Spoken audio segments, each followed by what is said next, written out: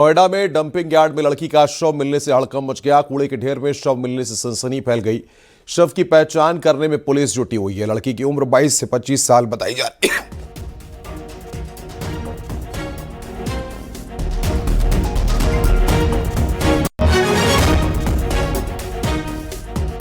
22 से 25 साल बताई जा रही है। हैरान कर देने वाली बात यह है कि यह शव के दोनों पैर और हाथ बंधे हुए मिले हैं। फिलहाल पुलिस ने शव को पोस्टमार्टम के लिए भेज दिया है और पुलिस आसपास के सीसीटीवी फुटेज को खंगालने में जुटी हुई है।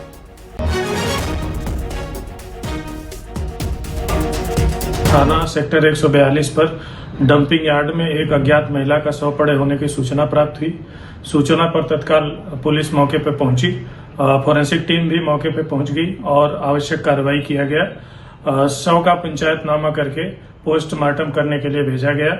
शव की शिनाख्त के लिए टीमें गठित कर दी गई हैं। शीघ्र ही शव का शिनाख्त करा करके आवश्यक वैधानिक कार्रवाई की जाएगी। और बातचीत करने के लिए हिमांशु शुक्ला हमारे संवाददाता हमारे साथ जुड़ रहे हैं। हिमांशु, कुछ दिन पहले भी एक युवती की इसी तरह से बॉडी मिली थी और अब एक बार फिर इस तरह से एक युवती की बॉडी मिलना क्या निकलकर सामने आ रहा है और क्यों लगातार इस तरह की वारदातें बढ़ रही हैं?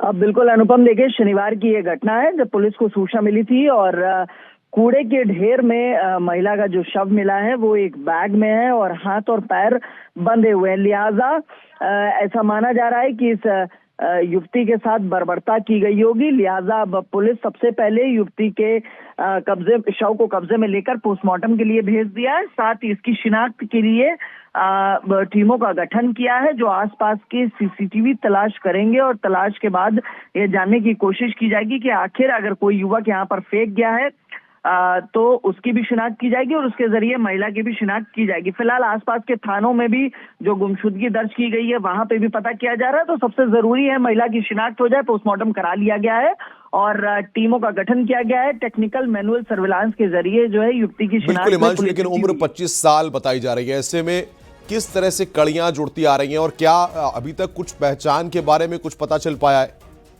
बिल्कुल, देखिए आपको बता दें चूंकि अभी तक महिला की शिनाख्त नहीं हो पाई, लिहाजा ऐसा आकलन लगाया जा रहा है कि जो युवती है उसकी उम्र 22 से 25 वर्ष के बीच की है। लिहाजा अब जो डंपिंग ग्राउंड है नोएडा अथॉरिटी का और उसी डंपिंग ग्राउंड में ये शव मिला था और एक बैग में मिला हुआ है। लिहाजा अब पुलिस जो है वो टीमों का गठन कर रही है, गठन कर चुकी है। जो सीसीटीवी देखेंगे, आखिर जो एंट्री एग्जिट पॉइंट है तमाम जगहों का सीसीटीवी तलाश किया जाएगा और उसके बाद महिला की शिनाख्त के बाद इस पूरे केस और इस घटनाक्रम के खुलासे की बात पुलिस के अधिकारियों की तरफ से कही गई है। तो क्या माना जाए, इससे पहले भी एक बॉडी मिल चुकी है, अब एक बार फिर बॉडी, तो क्या ये डंपिंग ग्राउंड शवों को ठिकाने लगाने का, शवों को फेंकने का एक अड्डा या स्थान बनता जा रहा है?